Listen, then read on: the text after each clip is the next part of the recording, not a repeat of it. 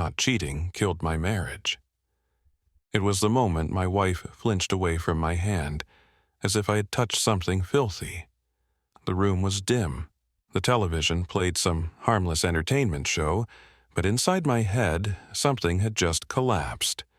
I had lived with her for years, slept in the same bed, carried the same mortgage debt, shared the same future. And yet, with just one reflexive pullback, I understood it clearly. She no longer saw me as her husband. She saw me as a burden, a mistake, cold, instinctive, no apology, no embarrassment, only contempt.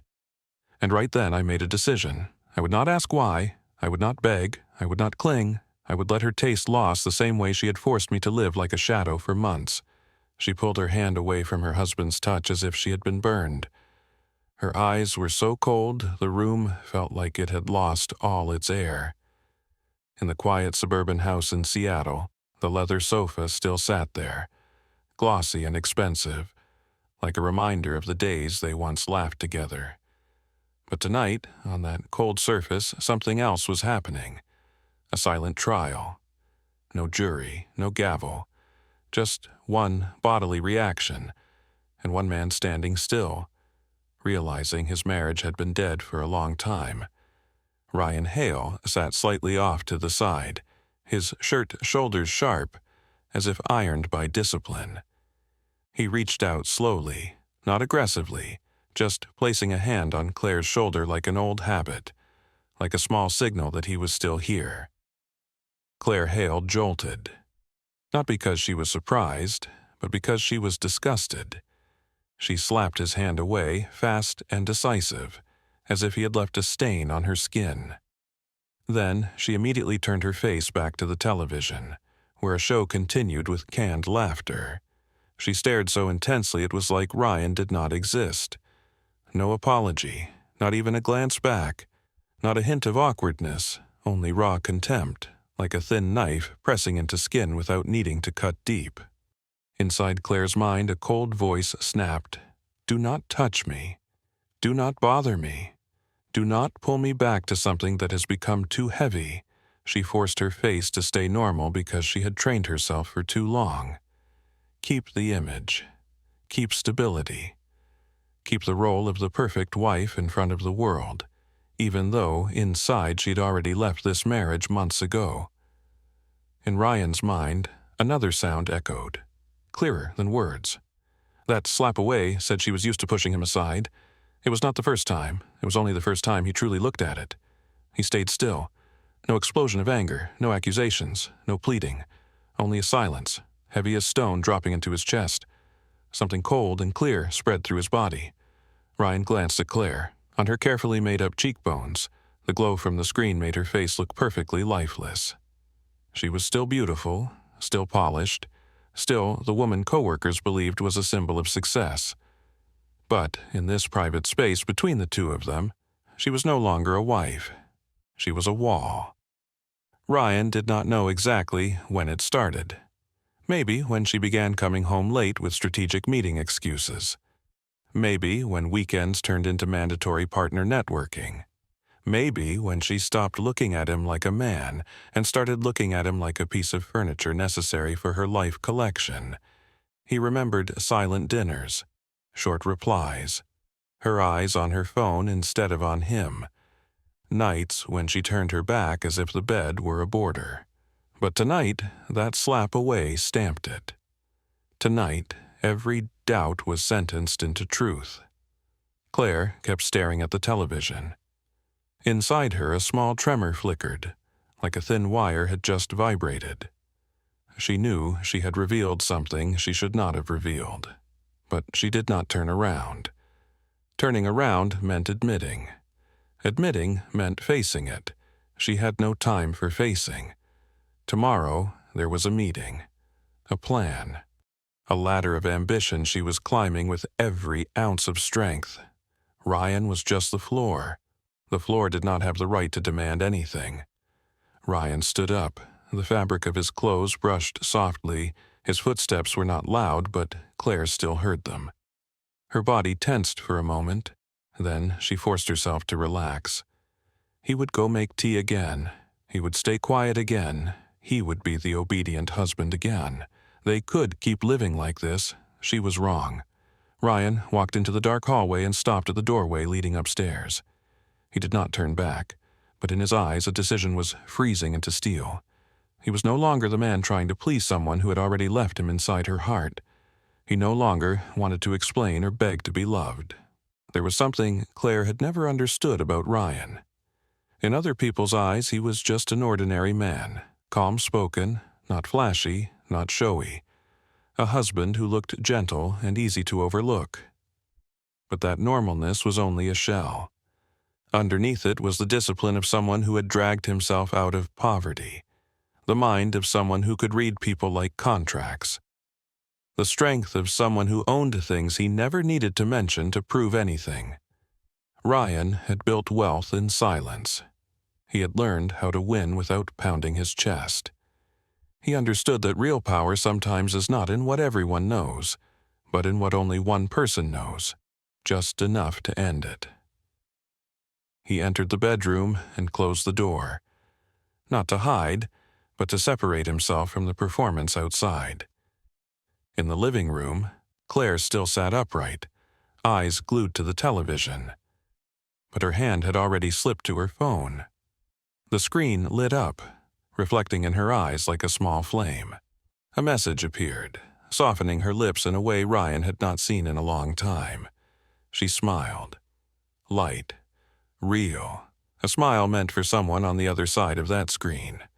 Ryan stood alone in the bedroom darkness and heard that smile like a door closing behind him. He exhaled slowly. No shaking, no collapse, only a painful clarity. He knew tonight was not the climax. The climax would come. And when it came, Claire would understand what it felt like to be treated as unnecessary, turned into a prop, pushed out of the story like a shadow. Ryan looked into the mirror. The reflection showed a man so calm he looked cold. He told himself without words, like a vow. If she wanted to turn this marriage into a stage, he would step onto it. But this time, he would not play the obedient husband. He would be the one rewriting the script. And Claire, smiling at her phone out there, had no idea she had just touched a fuse. A note lay inside the trash bin like a thin blade, waiting for the right moment to slice through the rest of the illusion. And that morning, when Ryan Hale bent down to tie up the trash bag, that blade cut straight into his chest. The scent of coffee still lingered in the kitchen air. Seattle light slipped through the window, gray and cold, as if the city itself did not want to witness another marriage falling apart. Ryan pulled the trash bag from the bin, about to tie it out of habit repeated 1,000 times. A man still doing his chores, still living as if everything were normal, because that was how he had survived these past months. But between used paper towels and an empty yogurt cup, he saw a crumpled piece of cream-colored paper caught like a challenge. It did not belong in the trash. It belonged to a secret. Ryan pulled it out. A tiny action, but inside him something was being lifted and slammed hard onto the floor. He smoothed the paper on the counter. The handwriting appeared clearly, neat strokes, slightly slanted, carrying the confidence of someone used to giving orders and being answered. The message was short, but thick with intimacy. Thank you for last night. Talking to you makes me feel different. Good. Different. At the bottom were 2 letters, L.J. Ryan did not need to guess. He had heard that name too many times in recent months. Logan James. The man Claire called the new talent in the strategy department, in a tone always trying to sound harmless, but saturated with quiet sparkle. Logan thinks this. Logan suggests that. Logan understands the market better than anyone. Logan has fresh insight. Logan. In Ryan's mind, hidden pieces began arranging themselves, clicking together in a terrifying way. Meetings ending at 9 at night. Weekend team bonding, Claire claimed, was mandatory.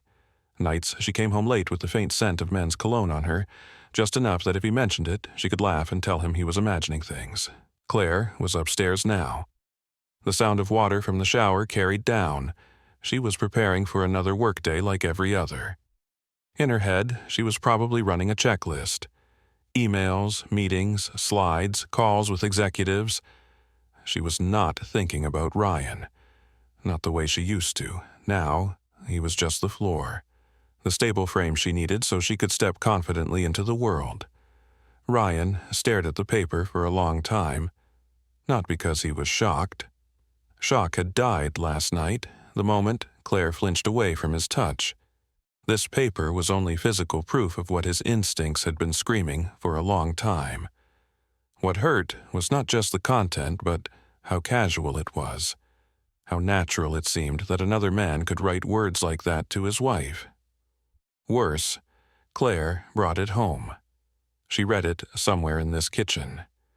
She might have stood in the same spot Ryan was standing, smiled, and thought of Logan.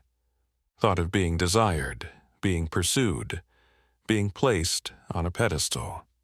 Then she crumpled it and tossed it away, as if it was too small to hide, as if Ryan was too small to deserve caution. A flare of hot anger flashed through Ryan, but it did not explode into action.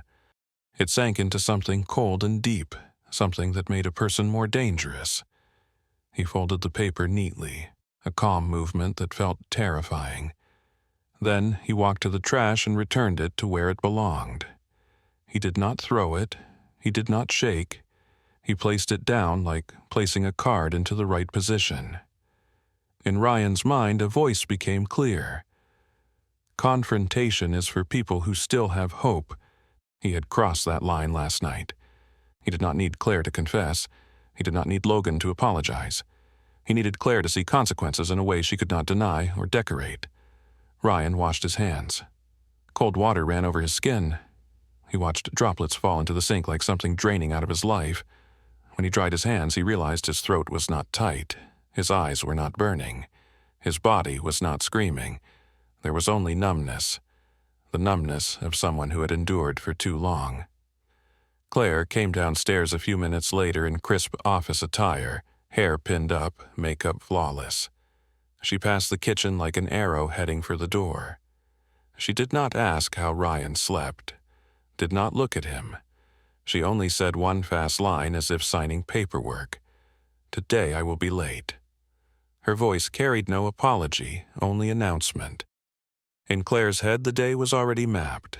A meeting at 11, lunch with a partner, a call at 3, and something sweet at the end of the day that made her heart beat faster. Something she would not name in front of Ryan, but it sat there like sugar. Ryan only nodded. Claire glanced at him, surprised he did not complain, did not ask questions, did not show emotion. She even felt relief.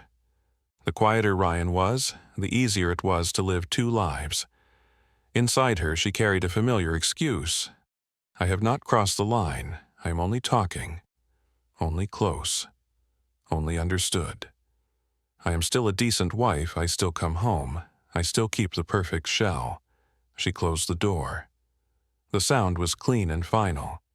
Ryan stood in the kitchen, staring out at the backyard. Leaves were wet from night rain. Everything stayed still. Still in a way that felt hateful. Ryan's phone buzzed on the table. A message from Daniel Brooks, his closest friend since college. How was last night? I saw Claire posted a story at a team event. Are you okay? Ryan looked at the message. Inside him, a small warmth flickered.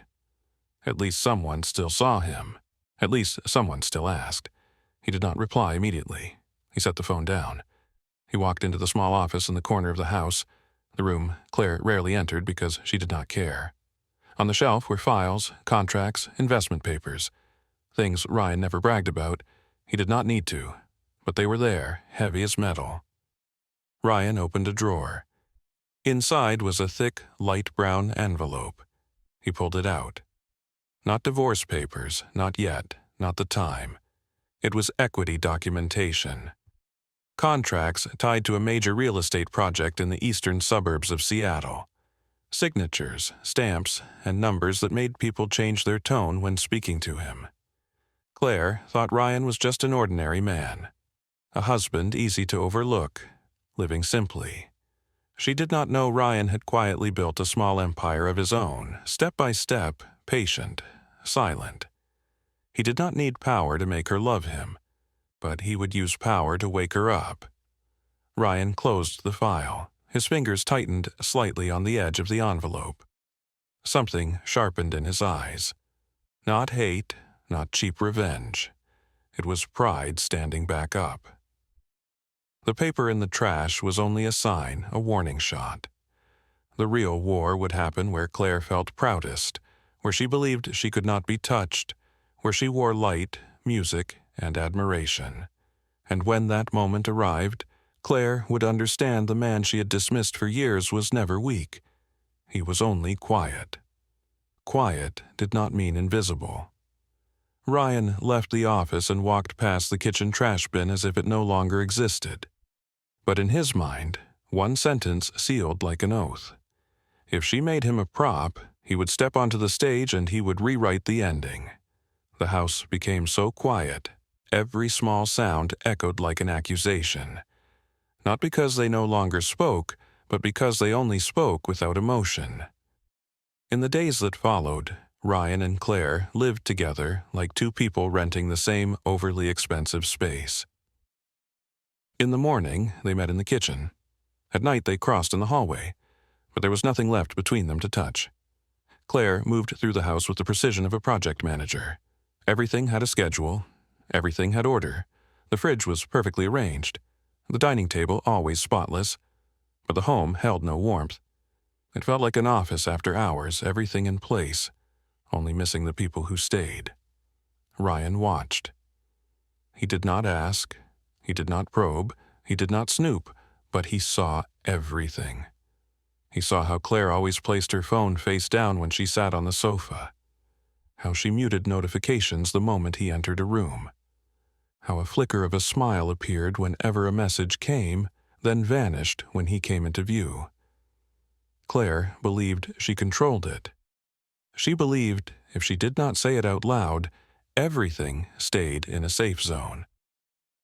In her mind, she was still a wife who had not truly crossed the line, had not truly betrayed, had not done anything beyond saving. She told herself this distance was temporary, that Ryan would adjust, that all marriages became like this. But Ryan did not adjust. He only recorded it quietly. Some evenings, Claire came home very late. When she entered, her coat carried a faint trace of men's cologne. Not strong, not obvious. Just enough that if Ryan spoke up, she could laugh and say he was too sensitive. Ryan said nothing.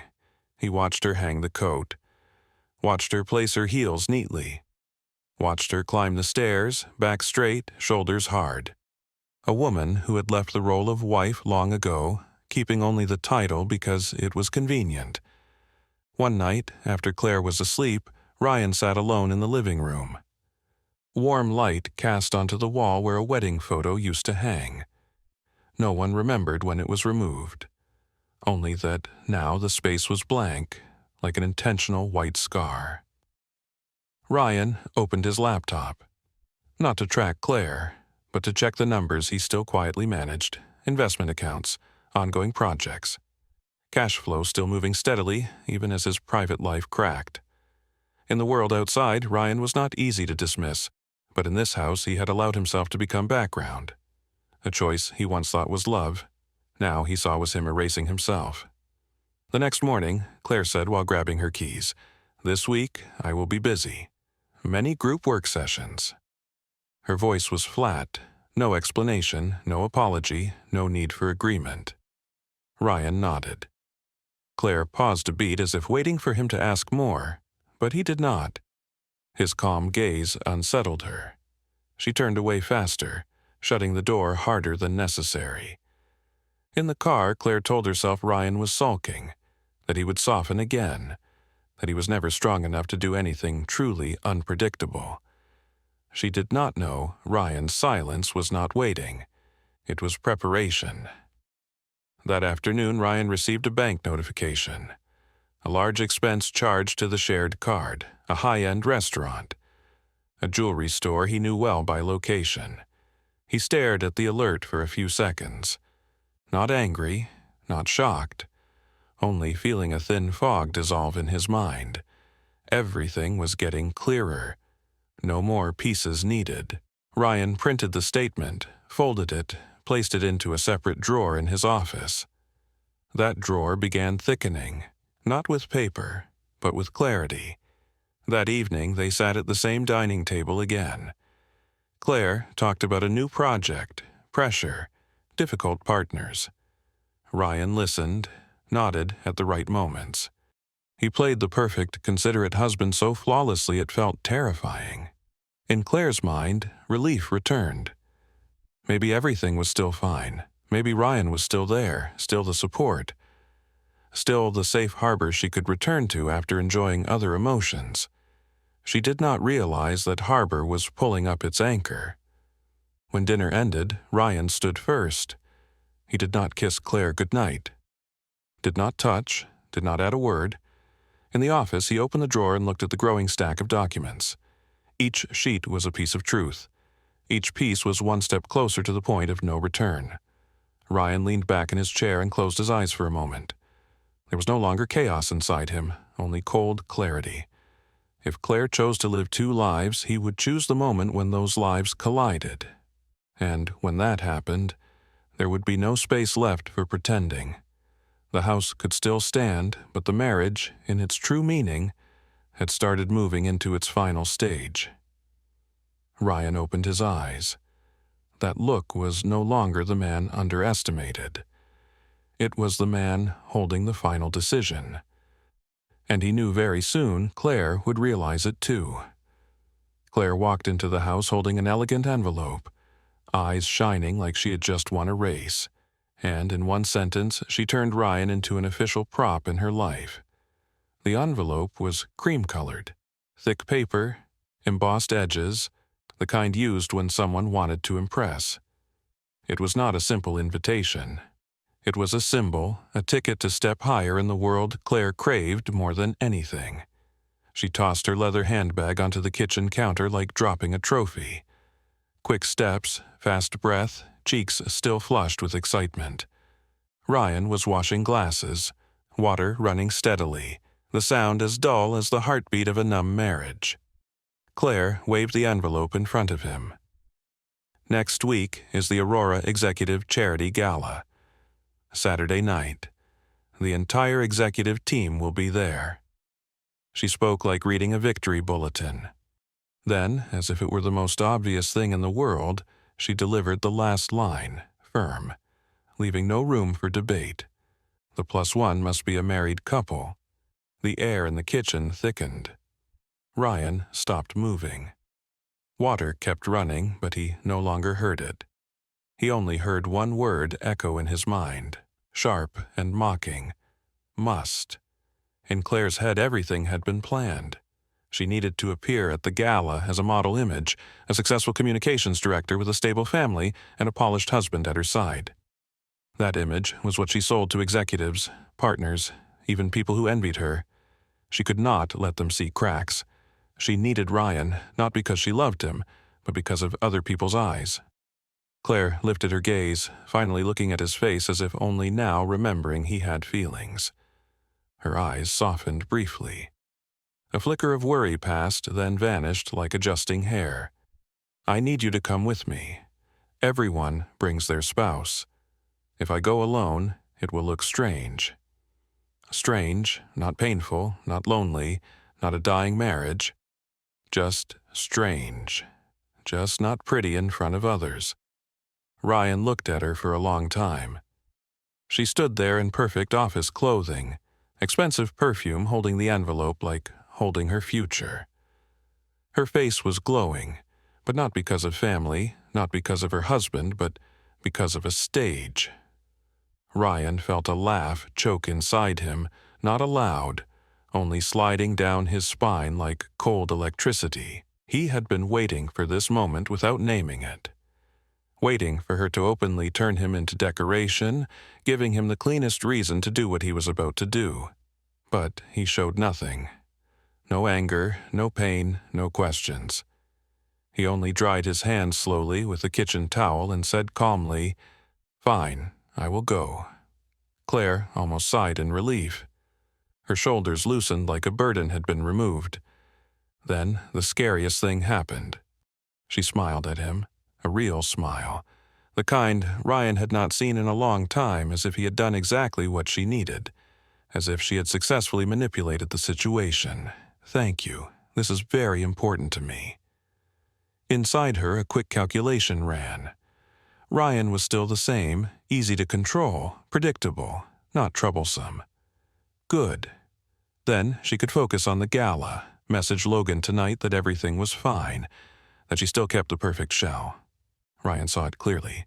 He saw how her eyes brightened when she checked her phone, saw her thumb move fast, hiding the screen like instinct, saw the excitement in her steps as she went upstairs. In Claire's mind, a neon sentence flashed. "The gala night will be perfect. I will impress. I will be noticed. And Logan will be there too. I will have my stage and my feeling." She had no idea that the word "must" had just redirected the entire game. She thought she was pulling Ryan into her performance.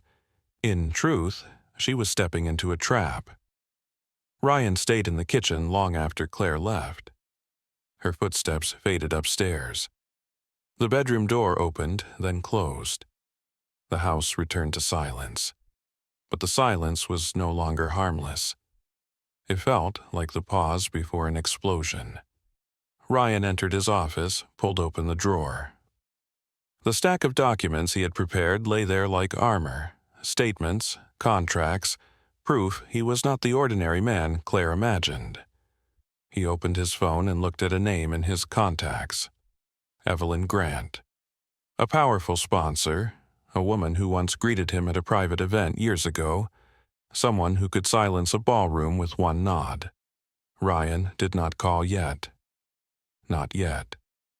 But seeing the name was enough to remind him what his real power was, not in speaking loudly, but in choosing when to speak.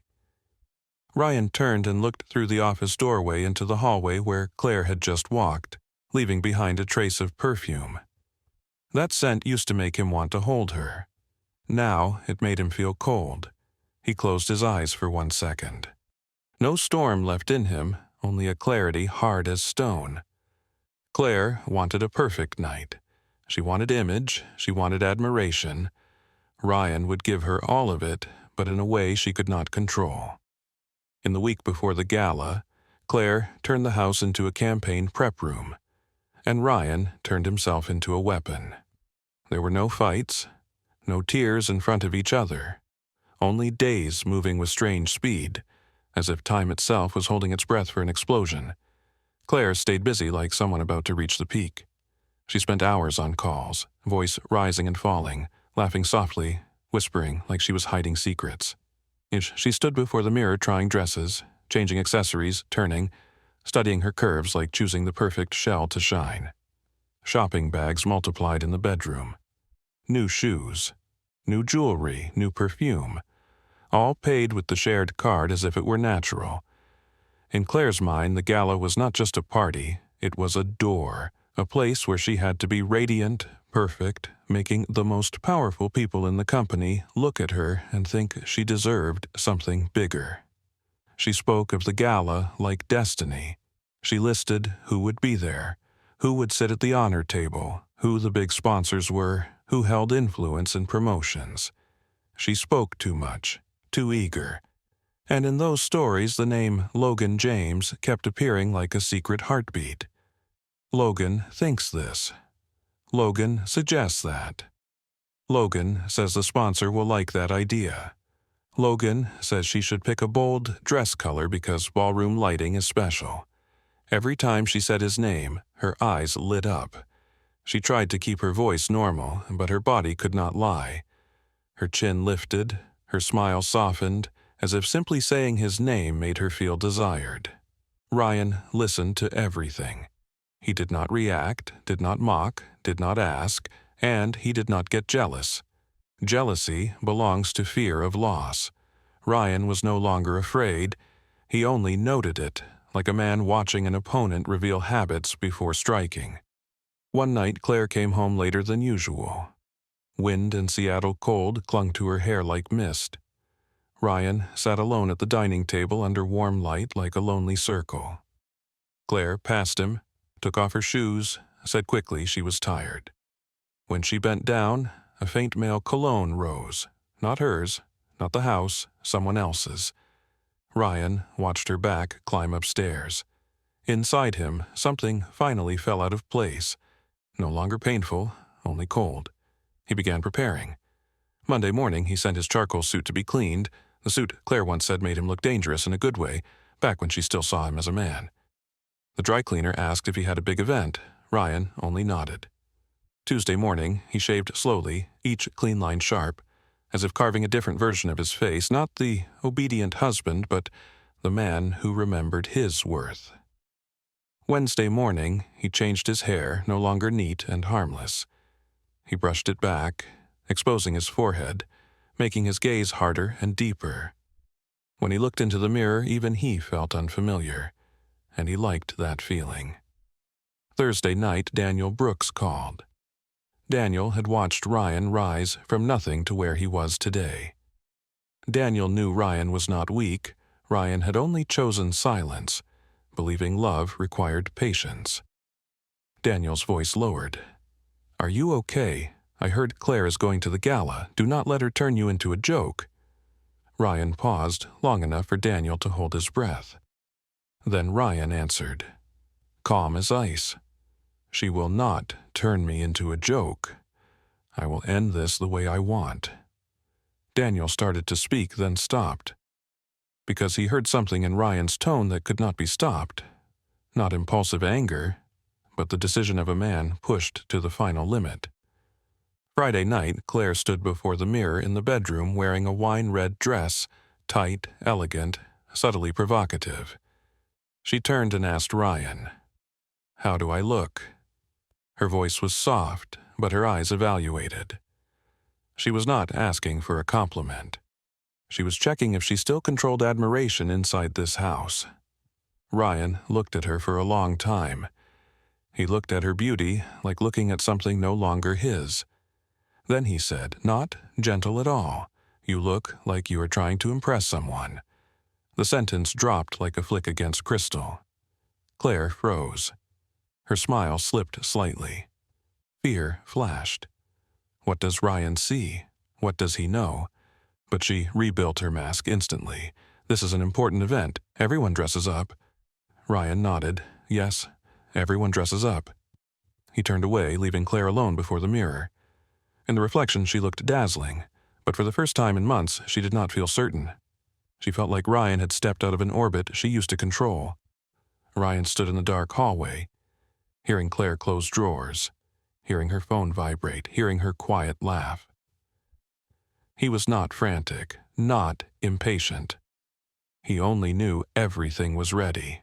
The gala night was coming, and when the lights turned on, when the entire room looked at them, Claire would understand. Not everyone who stays quiet is weak. Some people stay quiet because they are waiting for the exact moment to flip the table. The moment the car stopped in front of the hotel, Claire tightened her grip on Ryan's hand as if holding the last lifeline keeping her image from sinking.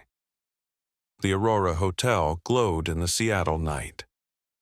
Glass and steel reflected light like a stage built for people who believed power should be displayed. A red carpet stretched from the entrance. Photographers lined up. Laughter, clinking glasses, voices calling names blended into a familiar melody of the elite. Claire stepped out first. The wine-red dress clung to her body, spine straight, chin lifted. She knew she was beautiful. She knew she was being watched. She knew every stare mattered tonight. Ryan stepped out after her. The charcoal suit fit perfectly, posture steady, no show, no rush. To outsiders, he was just the accompanying husband, a finishing detail to Claire's success picture. Claire looped her arm through his instantly, tighter than necessary, not from closeness, but control. Remember to smile. Remember to shake hands. Talk carefully. These people matter. Her voice was low and quick, like giving orders before a performance. In her mind, Ryan was still the obedient husband. He would not ruin tonight. He would stand where he belonged. Ryan nodded. A thin smile sat on his lips, enough to convince anyone everything was fine. Inside the ballroom, crystal chandeliers poured light onto marble floors. Music flowed softly. Groups gathered, exchanging cards, laughing politely. Here, connections mattered more than emotion. An image mattered more than truth. Claire transformed instantly. Her smile widened, her voice brightened. Even the angle of her shoulder toward others was calculated. She introduced Ryan to names he would forget seconds later: a vice president, an investor, a potential partner. Ryan observed. He watched how Claire spoke to one person while glancing elsewhere, like searching for an anchor in the crowd. He knew who she was looking for, and he knew the moment would come. It came sooner than he expected. Near the bar, Logan James stood among a group. A dark blue suit, relaxed posture of someone who belonged. A drink in hand, a confident smile. He did not have to try to be the center. Others naturally rotated around him. When Claire saw Logan, her entire body betrayed her. Her shoulders lifted slightly. Her breath sped up by one beat. The hand hooked to Ryan loosened just a little, but enough. Logan saw her too. His eyes brightened in a way that could not be mistaken. Not a colleague's look, but the look of a man who knew he had a place in someone's heart. Between them, a silent moment formed, brief but heavy. Ryan felt it like electricity in the air. He stood right there, yet he was excluded like decoration. In Claire's mind, excitement surged. Logan was here. Everything was going exactly as she imagined. She tightened her hold on Ryan again, pulled him forward a few steps as if wanting Logan to see. Ryan followed calmly. He shook a man's hand near Logan, exchanged small talk, but his eyes never left the scene. He saw Claire's body leaning toward Logan even while speaking to others. Saw her smile shift when Logan's eyes met hers. Saw something unmistakable she did not even hide. She was not his wife in this space. She was a woman playing two roles at once, believing she played them well. Logan moved closer. He smiled and nodded at Claire. A smile just polite enough, just subtle enough, but not subtle enough to hide familiarity. Claire answered with an eye softness for half a moment, then turned to Ryan as if remembering her role. She introduced Logan as an outstanding colleague, a strategy talent, someone with major contributions. Ryan shook Logan's hand. Firm, not squeezing, not avoiding. Two sets of eyes met. In Logan's gaze was quick evaluation. The husband, ordinary, not a threat. In Ryan's gaze was calm that made Logan hesitate for a fraction of a second. Ryan smiled. "Nice to meet you." His voice was low and clear, not overly warm, not lacking confidence. Logan replied, but inside him something unnamed stirred. This man was not what he expected. Claire stood between them, sensing a faint tension, but she brushed it off. Tonight belonged to her. Everything was on script. She did not know that script had already been rewritten. Ryan stood beside her, shoulders straight, eyes composed. He looked at the whole room like a chessboard, and he knew this was only the beginning. Lights glittered, music flowed, people laughed, and in the middle of it all, a marriage was being pushed to the cliff. While the most underestimated man in the room was the only one who knew exactly when he would push. Claire dragged Ryan through the room like she dragged a perfectly tailored shadow. Every step she took was a directive, every smile a stitch holding her image together for outsiders. Ballroom aurora heated under lights and conversation coated in sugar. Red wine sparkled in crystal. Expensive suits slid past each other like sharks in a glass tank, polite, dangerous, always smelling profit. Claire was exactly where she believed she belonged. She became the most perfect version of herself. Soft but sharp voice. Smile at the right moment. Nod on the right beat. She shook hands, laughed, praised, admired. And whenever someone powerful approached, she instinctively pulled Ryan closer, as if he were the label proving her stability.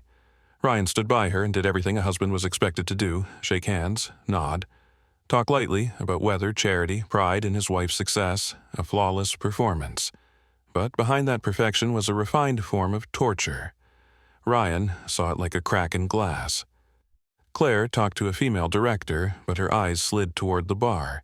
She laughed loudly at someone's joke, but that laugh was aimed like an arrow toward where Logan stood.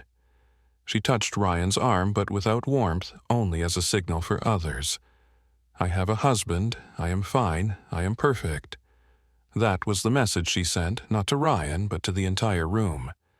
In Claire's mind, everything needed control. Just a few hours, just make it through tonight without a crack. She needed admiration, praise, the feeling of climbing higher. And in the deepest corner of her mind, she also needed Logan to see it. See her radiant, see her worth, see she could have both worlds. Logan enjoyed it like strong liquor. He stood there smiling and talking, occasionally glancing over. Each time his eyes met Claire's, her smile softened by half a beat. That half beat hurt Ryan more than any words. But Ryan did not fold. He did not drop his gaze. He did not let emotion shake his hands. He only recorded it patiently. He knew things like this needed one push at the right point to collapse. 30 minutes passed like a lesson in humiliation wrapped in velvet. Claire kept taking Ryan to the most important groups, introducing him with pride as if she chose him because he deserved it, even though days earlier she had flinched away from his touch like he was dirty. She told a major partner Ryan always supported her, told an executive their marriage was a solid foundation. She laughed and placed a hand on Ryan's chest like a performance. Ryan felt that hand was cold. In Ryan's mind, a question surfaced, not to torture himself, but to measure truth. How long has she been practicing this? He found the answer in the eyes around them. A man walked past, looked at Ryan with quiet pity, then looked at Claire with quiet understanding. A woman smiled faintly when Claire hooked Ryan's arm, then glanced at Logan. These people were not stupid, just polite. Ryan realized he was not the only one trapped in this game. He was the public prop. Logan was the nurtured secret, and the whole room was the audience. No one said it, but everyone sensed something wrong. When Claire pulled Ryan near the sponsor area, a female voice sounded behind them. Calm but commanding. Ryan Hale. Ryan turned. Evelyn Grant stood there in a black dress so minimal yet expensive it did not need to show off. She did not need glittering jewelry. Her power was in her eyes, the kind that made others straighten instinctively. Claire froze. Evelyn Grant was not just anyone. She was a major sponsor who could decide future funding. A figure Claire had always wanted to approach but never had access to. Evelyn smiled at Ryan like greeting an old acquaintance. Not polite, not shallow. Long time no see. I heard the East Side project is going very well. Claire went numb. What project? Ryan is just my husband. Ryan is ordinary. How does Ryan know Evelyn Grant? Ryan shook Evelyn's hand, voice steady. Yes, we just finalized the last piece. Thank you for asking. Evelyn's eyes held satisfaction. She glanced at Claire like wind brushing past. You must be Claire. I hear you are very good. Claire forced a smile, slightly stiff. Yes, it is an honor. But in her mind, something cracked open. What has Ryan been hiding? Ryan stood there, still Ryan, still calm. But suddenly, he was not a shadow anymore. He was someone Evelyn Grant knew by name, someone with an East Side project, someone who could sit with people Claire was trying to impress. A quiet reversal, not loud, but enough to show Claire she misjudged the man she dismissed. Ryan looked at Claire briefly. Not a challenge, only a silent reminder. You do not know anything about me. And that was only the opening.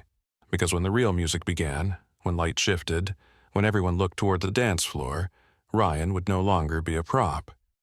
He would be holding the script, and Claire would be the one forced to read the truth out loud in public.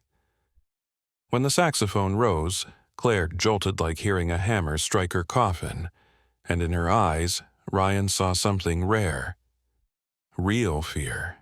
The music changed tempo. Jazz, soft but sharp, it slid through the air like an invitation. The ballroom lights softened, then shifted color, turning everything into a luxurious film scene. Couples stepped onto the dance floor. Long dresses brushed, polished shoes glimmered. Quiet laughter mixed with clinking glasses. This was the moment Claire had calculated. In her mind, everything had order. Stand with Ryan for photos, lift the glass on cue, shake hands with sponsors. Then there must be a dance to stamp that her marriage was perfect. A dance so Logan saw she was not suspected. A dance so the room believed Claire Hale had both career and family. She turned to Ryan with a smile flipping on like a switch. "Let's dance."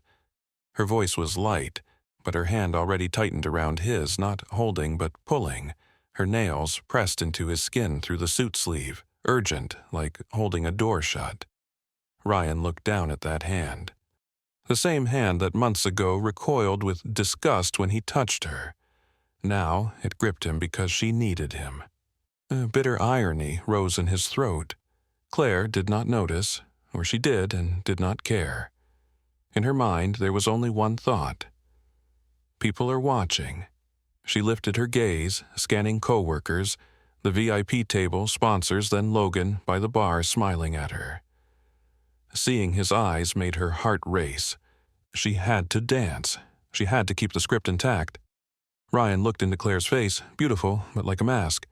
No desire to be close to her husband, only calculation and panic, and in that moment, something inside Ryan snapped, not loudly, not violently, just the final thread that had been stretched too long. He spoke. No. One word. Short, solid. It landed like a heavy stone dropped into crystal. Claire froze. She blinked like she was not sure she heard right. Her smile stayed, but cracked at the corners. "What did you say?" Ryan did not change tone. He repeated clearly, "I am not dancing." In that instant, Claire felt the floor tilt. Cold sweat slid down her back. This was not planned, not controlled. She pulled harder, lowering her voice, almost hissing. "Ryan, do not do this. People are watching. People, not you, not our marriage, not the months you killed me with your coldness. Only people."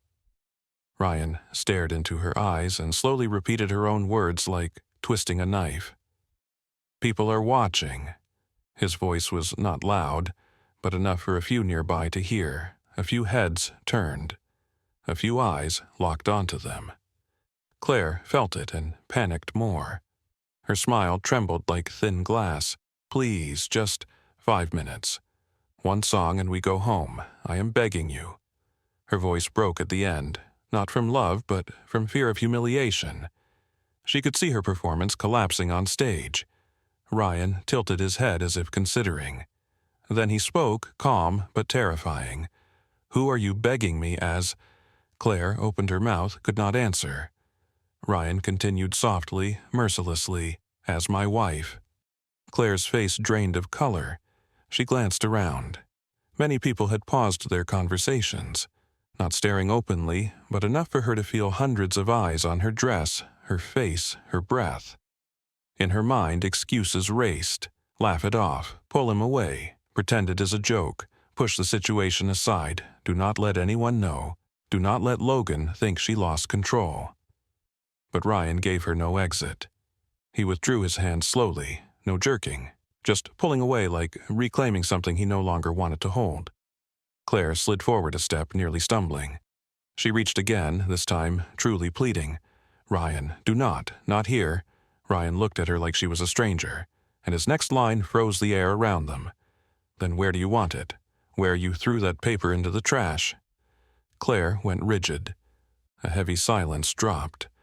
Heavy enough that people nearby heard the word trash and turned fully.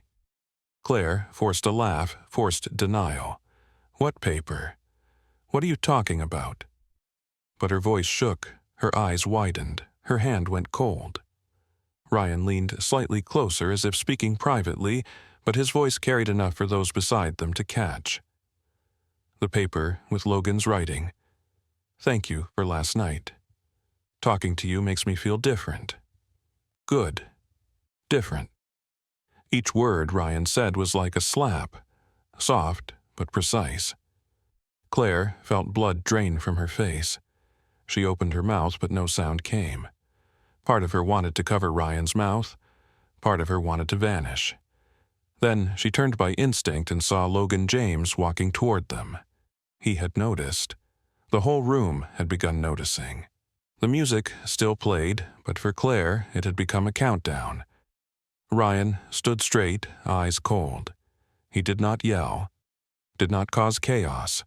He only spoke the truth, and that calmness was what terrified Claire most, because she understood this man was no longer playing by her rules. He had stepped out of the prop role, and now he was about to bring the whole stage down. The music died in the air like someone strangled it, and in that silence Logan James approached, confident like a man who believed he still controlled the game. He slipped through the crowd forming around them, his polite smile strained, one hand holding a wine glass, the other open like he wanted to soothe. He looked at Claire first, not Ryan, as if Ryan were only a minor obstacle. What is going on? Are you okay? Logan's voice sounded caring, but to Ryan it was a slap. You. One word, intimate and revealing, enough to make heads lift higher. Claire stood frozen. Her eyes were red from panic, rage, humiliation. Her mind screamed to stop it, to pull Logan away, to pull Ryan away, to declare it a misunderstanding, to smile and turn it into a joke. But her mouth would not obey. Her throat was dry. Ryan turned to Logan slowly, like a predator looking at an intruder. Ryan's gaze made Logan miss a beat. He stepped back half a step without realizing. A reflexive defense. Ryan saw it and smiled. Ryan spoke Logan's full name, voice strangely calm. Logan James. We met at the company picnic, right? That day you impressed everyone. Great at volleyball. You know craft beer, too. People nearby fell silent because Ryan did not sound like a jealous husband. He sounded like a prosecutor reading charges, clear, cold, controlled. Logan forced a laugh. I remember. Ryan, right, I think this should be. Ryan lifted a hand, cutting him off like cutting a thread. No, I do not think so. The words dropped like stone. Logan froze. Claire shivered. The crowd held its breath. Ryan tilted his head, voice even. Interesting. Lately, I have heard your name too much. Logan, sorry, my wife says your name so often I almost thought you were part of my family. A small laugh escaped somewhere, then died quickly when people realized this was not a joke. Ryan continued. Logan thinks this. Logan suggests that. Logan has breakthrough ideas. Logan says she should pick a bold dress color because the ballroom lighting is special. He stared at Logan. Turns out you write notes too. Logan's face paled, his glass tilted. He tried to speak, but Ryan gave him no space. Ryan turned to the crowd, not performing, but announcing a truth that could not be denied. I found a note in my kitchen trash, handwritten, confident strokes. 2 letters LJ at the bottom. The message was simple. Thank you for last night. Talking to you makes me feel different. Good. Different. The air lost oxygen. Claire made a small sound between sob and groan. She raised a hand to cover her mouth, eyes wide, body trembling like it would break. In Claire's mind, there was only one thought. I am done. Not done because love was exposed, but because image, career, reputation. Everything she had built with blood and fake smiles was collapsing in front of the people she wanted to impress. Logan looked around. The crowd had formed a circle. No one spoke, but everyone listened. In places like this, scandal was rare as gold, and once it appeared it became a feast. A few phones quietly lifted, maybe texting, maybe recording. Logan tried to regain control. Listen. This might be a misunderstanding. Claire and I are just colleagues." "We," Ryan interrupted. "Colleagues do not write notes like that. And colleagues do not text at hours normal people sleep." Logan swallowed. Claire kept shaking her head, trying to deny but unable. Ryan took one step closer to Logan, not too close, only enough for pressure to fill the space. "I did not come here to fight. I did not come here to win anyone back." He glanced at Claire, eyes like metal. "Because the truth is, I do not need to win back what she already threw away." That sentence made Claire stumble. Ryan became a stranger in her eyes. The man she thought she controlled was speaking like she was a discarded option. Logan tried to lean in, voice low. "Ryan, we can talk privately. This is personal, not here." Ryan gave a small laugh, not amused, not mocking, only exhausted. "Private? For what?" "So she can keep her mask. So I can keep being used as a prop." Ryan turned to the crowd, voice even clearer. "This is where she wanted me. Because she needed me so people would believe she is fine. So I will stand here properly and tell the truth." An older man frowned. A younger woman covered her mouth. A few people watched Claire with curiosity and disappointment. Claire reached for Ryan, voice breaking. "Ryan, please, go home. We will talk. I am begging you." The pleading was real, but not from love, from panic, from watching her life collapse in public. Ryan stepped back, avoiding her touch the way she used to avoid his. His voice dropped. "No, this time, you do not drag me through your script." Claire jolted like being slapped again, not by a hand, but by memory. The sofa, the flinch, the disgust, the cold. Now it returned to her without mercy. Ryan looked at Logan one last time. "I am not putting all the blame on you. Betrayal takes two people, but I will tell you the truth. You are chasing a woman who uses others like tools. She can look you in the eyes and speak sweet words, then turn around and calculate benefits. You think you are special. You are just the next chapter in her plan book." Logan flushed.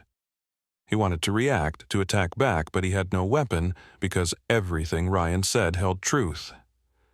Claire broke down crying. Then whispers exploded like a hive, messages flew faster than music. A workplace scandal was born right in the biggest event of the year. Ryan looked around. He saw eyes consuming this story like wine. He did not fear, he did not feel ashamed, because in the end, the one exposed was not him. He stepped back and turned. "I am leaving. One line. Final." Claire lunged after him, desperate. "Ryan, do not leave me here." Ryan did not turn back immediately. He only paused half a beat, voice heavy. "You left me a long time ago. I am only stepping out of the shadow." Then he walked toward the exit. The crowd parted like a sea. No one stopped him. No one dared. Because in that moment, everyone felt Ryan carried not the impulsive rage of a jealous husband, but the weight of a man standing up again. Claire stood in the middle of the ballroom. Her mask had fallen. For the first time, she saw Logan was not salvation. He was only a panicked man searching for escape. Ryan stepped into the cold hotel hallway, the music behind him fading. He did not feel happy. He did not feel victorious.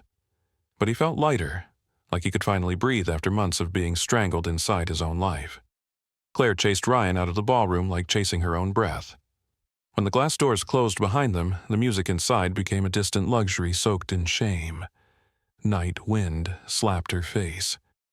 The rooftop terrace opened to gray Seattle sky, tall buildings sparkling like thousands of eyes watching. Ryan stood by the railing, back straight, hand on cold metal, eyes on the horizon, calm enough to be terrifying. Claire fell apart. She burst out like fired from a cannon. Her red dress whipped with her frantic steps. Hair messy, makeup smearing at the corners. No longer the sharp executive. No longer the woman controlling everything. Only a human being, terrified of losing everything. What did you do? Claire's voice shook, angry and panicked. She stepped close, hands trembling, wanting to grab Ryan but not daring. Do you know what you just did? Do you know who those people are? That was the executive team. Sponsors, partners, the people who decide my future. She spoke like firing bullets, each sentence a shot. She did not ask if Ryan was hurting. She did not ask why he did it. She only listed consequences for her.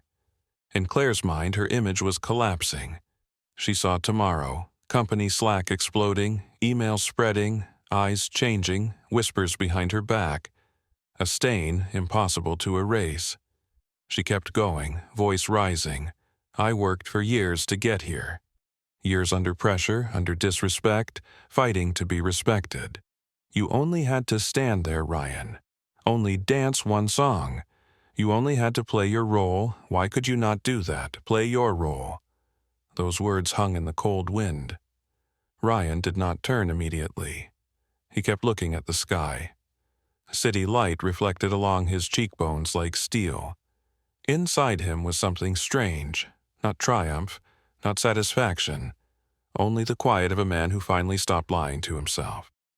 Claire stood behind him, breathing hard, tears falling but voice still trying to stay hard. She still wanted to control the situation with words. If you want a divorce, then say it. If you want to leave, then do it. But you have no right to destroy me like that, not in front of everyone, not there. Ryan let out a small cold laugh. Then he turned slowly, and when he looked at Claire, she saw his eyes were different. No longer a man trying to please her, no longer a husband silently enduring. Only a man standing tall and staring at truth. Destroy you. He repeated the phrase like holding up a mirror. Ryan stepped closer, not too close but enough for pressure to tighten around her. I want to ask you something. These past months, did you ever think you destroyed me? Claire froze. She opened her mouth but no easy answer existed. Ryan continued, voice low and even, each word like a nail. You say I had no right to destroy you in public. Then did you have the right to erase me inside my own home? Did you have the right to flinch away from me like I was dirty? Did you have the right to turn me into a shadow and then use me as a prop when you needed? Each question pushed Claire paler. In her mind, memories flashed like videos she tried to shut off. The hand slap on the sofa, the avoidance, the phone smiles, the late nights and turning away like Ryan did not exist. But her defensive instinct still fought. I did not mean to. I was just stressed. Busy. You do not understand my pressure. Ryan tilted his head, eyes cold. I do not understand. I understand too well. I understand who you are busy for, who you smile for, who you keep fire for, and who you extinguish at home. Claire trembled. Tears poured. She shook her head. Me and Logan did not do anything, I swear. Nothing physical, just talking. Just, Ryan cut her off. Just betrayal. The words struck her. Ryan stared. You thought if you did not sleep with him it was fine.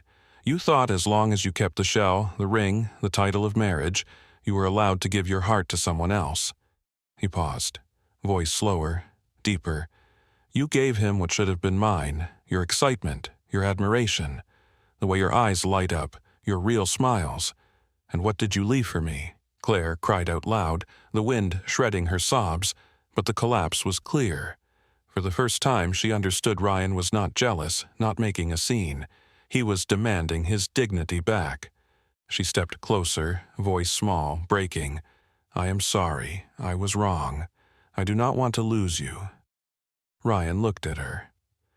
Part of him remembered the woman he once loved, the one who laughed freely, the one who held him in poor days. But that part had been buried under months of contempt. He spoke without softness. You are not afraid of losing me. You are afraid of losing face. Claire went silent because she knew it was true. Now she began fearing not the crowd, but Ryan's eyes when he no longer looked at her as someone worth keeping. Ryan pulled out his phone, tapped quickly, ordered a ride. His voice turned final. "Now you go back inside.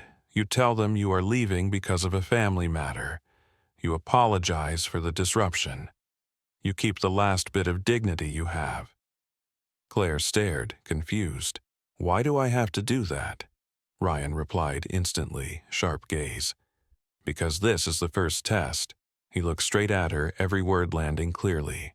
"If you still see me as your husband, you leave with me. If you stay to save your image, to explain, to make me the crazy one, then we end it right now." Claire stood frozen. Wind blew strands of hair across her forehead. In that moment, she felt stripped bare. No strategy, no power, only a choice. She knew this choice would shape the rest of her life. Ryan turned away toward the city, voice lower like a closing line. "You used me as a prop long enough.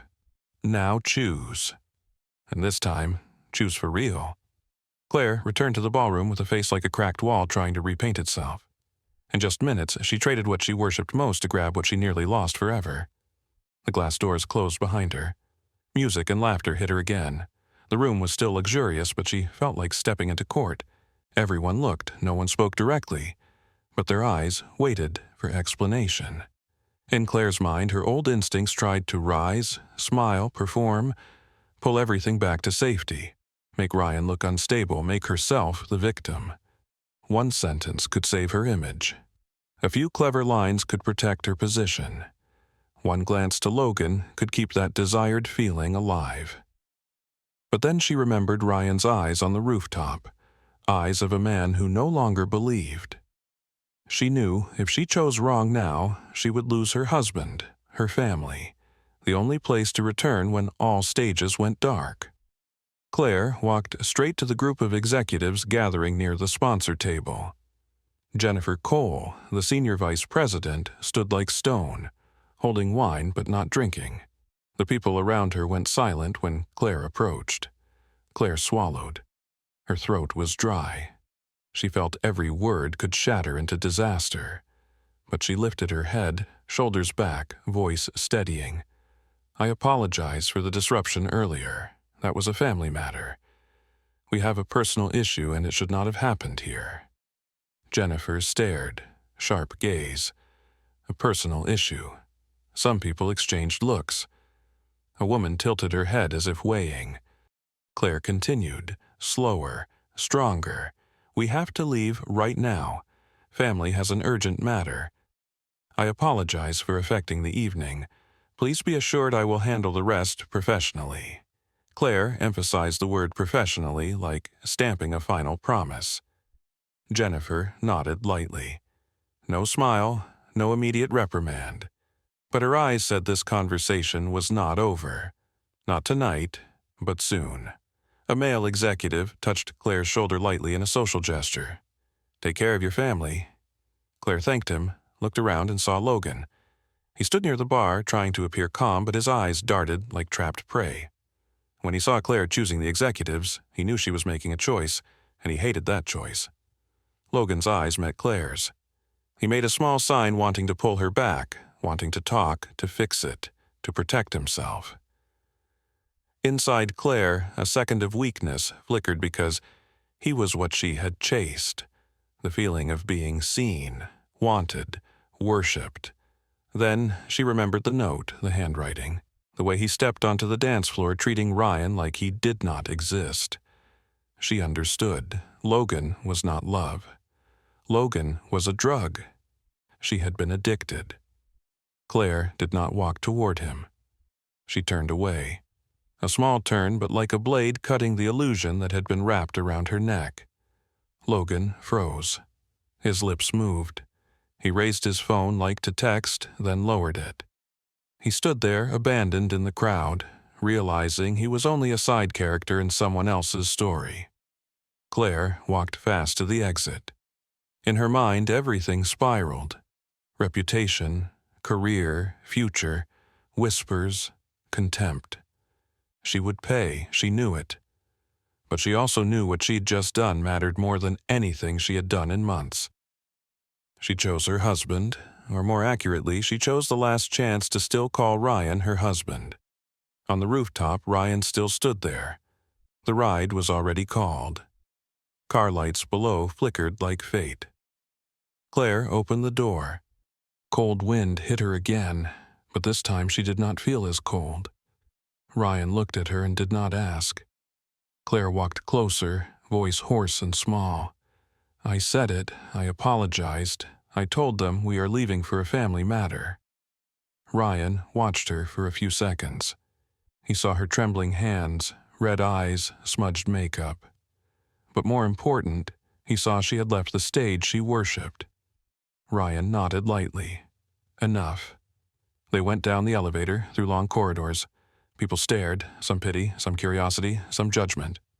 Claire lowered her face, wanting to disappear. Ryan did not. He walked straight, calm, like a man who had passed through storm and finally touched ground. No need to explain, no need to defend. For the first time in a long time, he was not living to please others.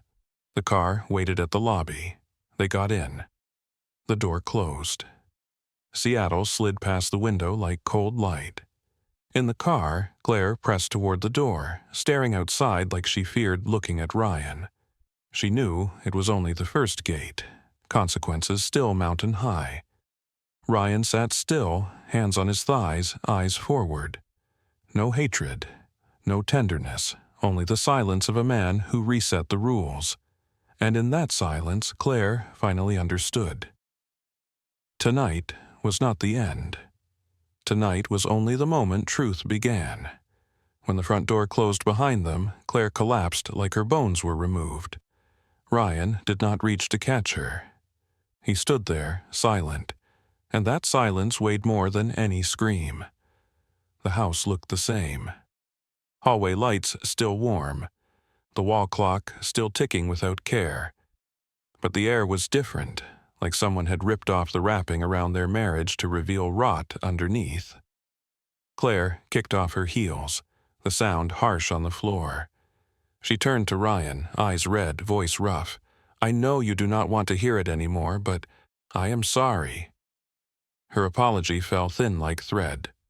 Claire waited for Ryan to react, to shout, to curse, to end it coldly. But Ryan only looked at her. Inside his mind, memories replayed. Silent dinners, him reaching to touch her and being slapped away, her phone smiles, nights lying beside a wall. Then tonight, ballroom, red carpet, Logan's eyes. The note, the refusal to dance, truth exploding. Claire stepped closer, voice shaking. "I was wrong. I lost myself." "I do not want to lose you," Ryan answered. Not loud, but each word stamped. "Do you not want to lose me, or do you not want to lose this house?" Claire froze, bit her lip, tears falling again. She'd just been unmasked in front of the company, stared at with contempt, dragged off her stage. Now, in this house, she realized the scariest thing was not gossip. It was Ryan's eyes, no longer belonging to her. Claire spoke fast as if afraid if she slowed, Ryan would disappear. "I will do anything. I will quit my job if you want. I will cut Logan off. I will go to therapy, marriage counseling. I swear." The promises poured out like desperate contracts. But Ryan had heard enough promises.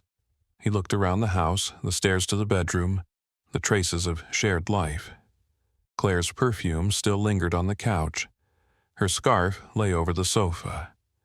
Ryan walked to the guest room door and opened it. Clean, cold, like any guest room meant to look polite.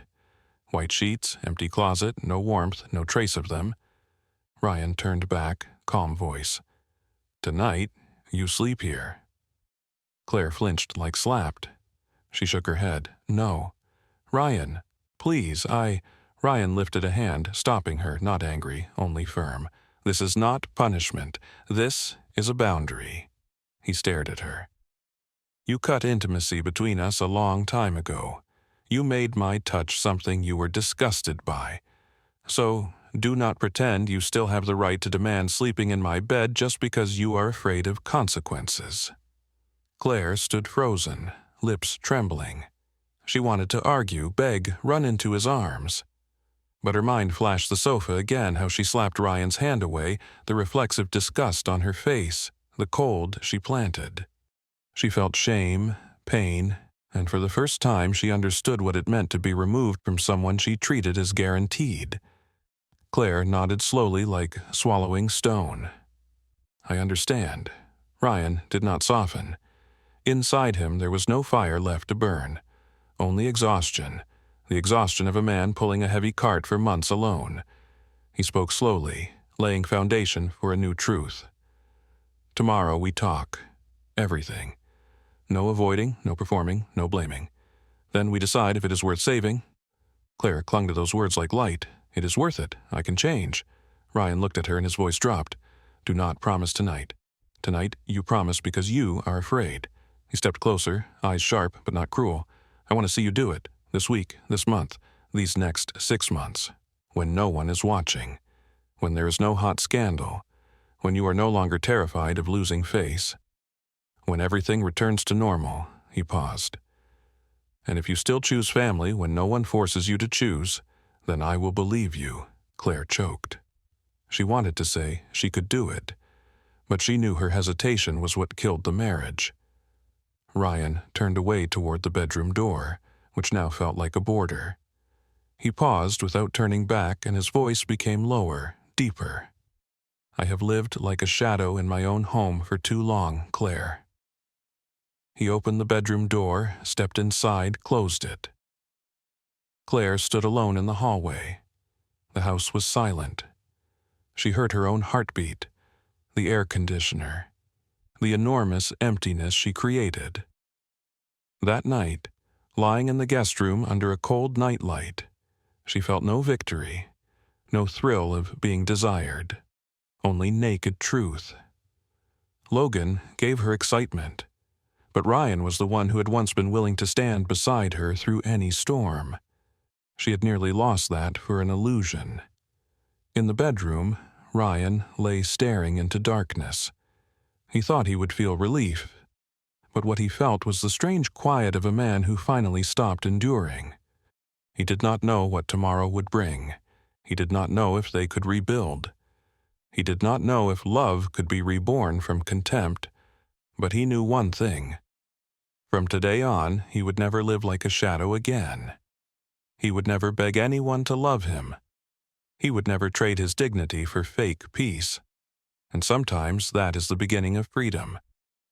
If you were Ryan, would you give Claire another chance, or end it the moment trust was shattered? Leave a comment and share your story, because sometimes a marriage does not die from betrayal. It dies from being looked down on. If you want to hear the next part of this journey, do not forget to like and subscribe so you do not miss the next episode.